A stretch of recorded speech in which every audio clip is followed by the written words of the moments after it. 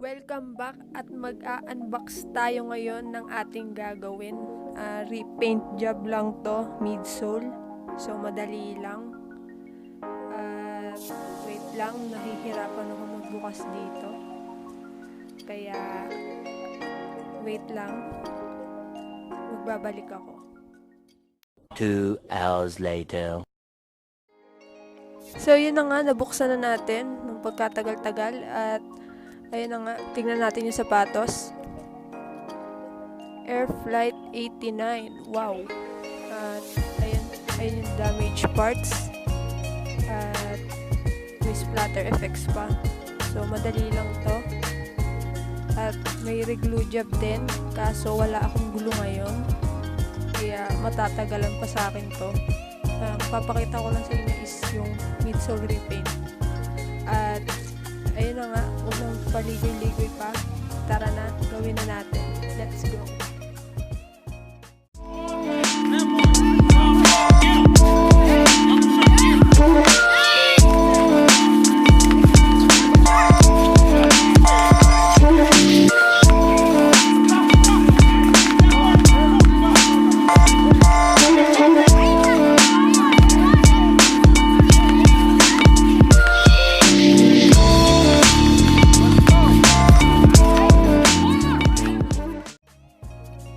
Ayun, tapos na tayo sa montage.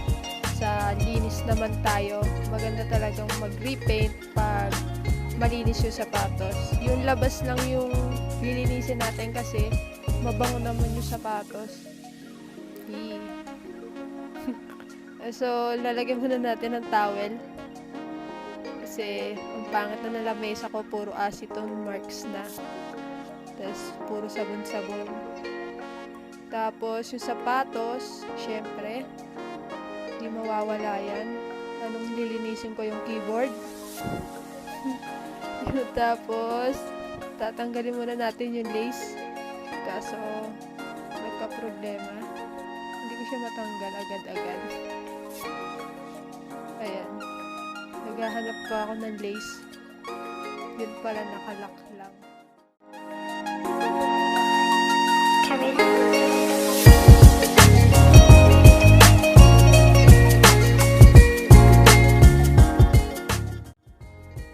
Ayun na nga, tapos na natin i-unlace yung sapatos at yung sintas, ilalagay ko sa loob kasi lagi ako nawawalan, lagi ko na may misplace. Ewan kung bakit ko pinapat yung sapatos dyan. Hindi ko alam sinasabi ko. Baliw na ata ako. Ayun na nga, lilinisin na natin. At ang gagamitin ay Sunrocks with tubig, yung color violet, yung color safe, at yung Rejuvenator brush, yung all-purpose brush. Yun, Rejuvenator, alam na. At yun na nga, let's go.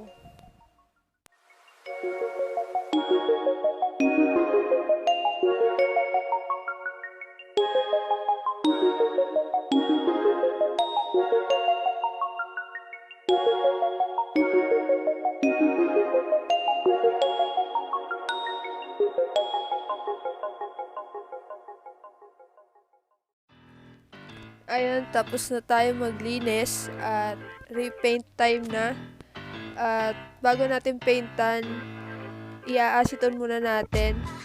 At syempre, ita-tape muna. At ang gamit nating tape ay Best Buy. Proven and tested yan, parang scotch. So, let's go.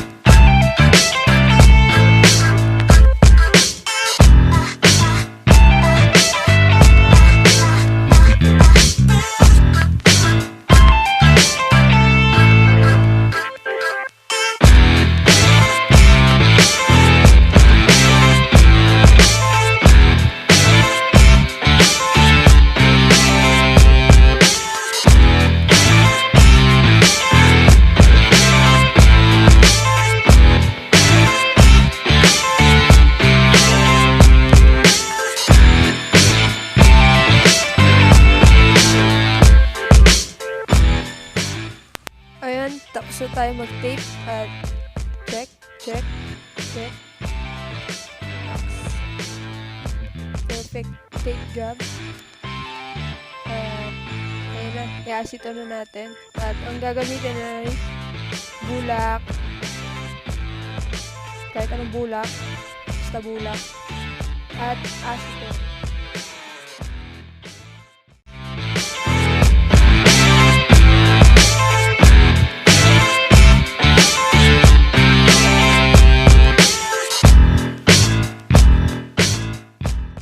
Reminder lang, kung mag-acetone kayo na may black, huwag nyong hahayaang mapunta sa white kasi mag-glue katulad nyo.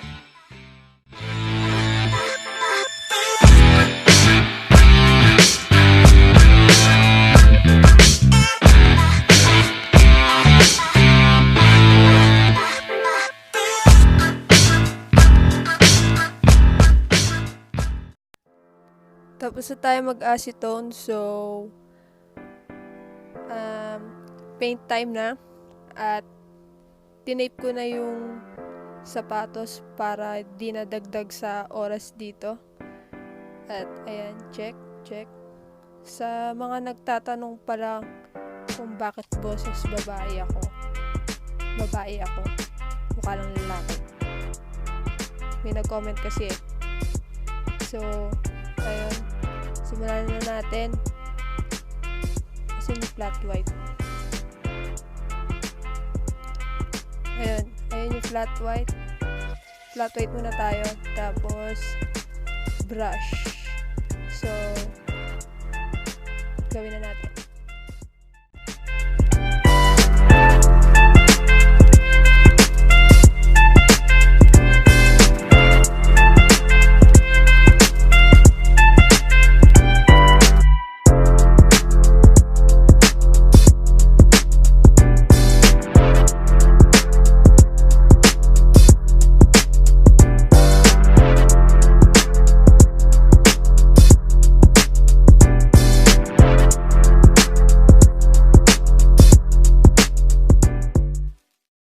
I'm getting mighty tired of your trifling ways and of listening to that jackass Bray. For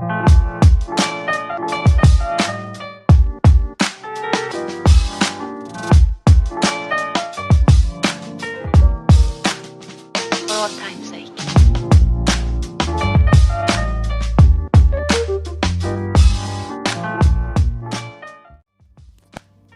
Ayun na nga, tapos na tayo sa white. At second ay yung black naman sa taas. Check nyo kung gaano kalinis at tape na natin. Ayun, na-tape na pala. Agad-agad, diba? I-skip ko na para iwas panoorin. At ayun, yung mga gagamitin ay Some of the old songs. flat black at angular brush. Yo, tara na.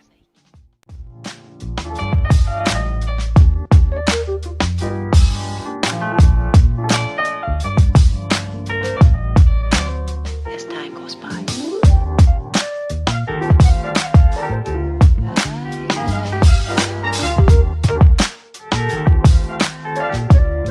Been a long time.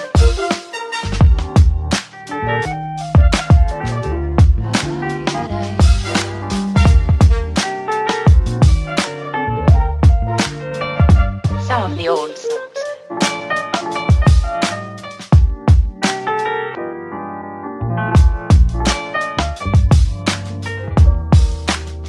For all time's sake.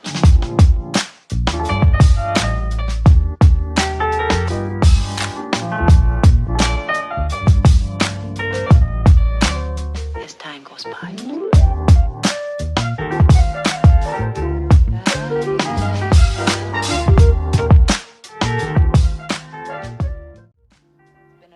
Ayan, all done na sa black and white at splatter effect na tayo.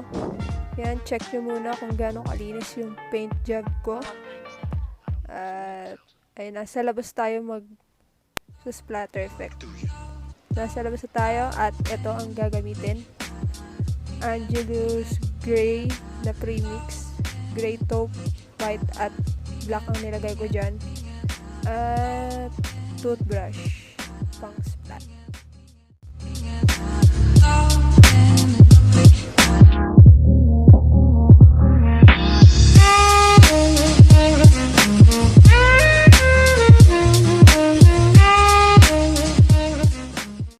Ayun, tapos na. At bago matapos tong video na to, like and subscribe. At pag naka 1K subs tayo, ay magpapa libreng customization ako. So, yun.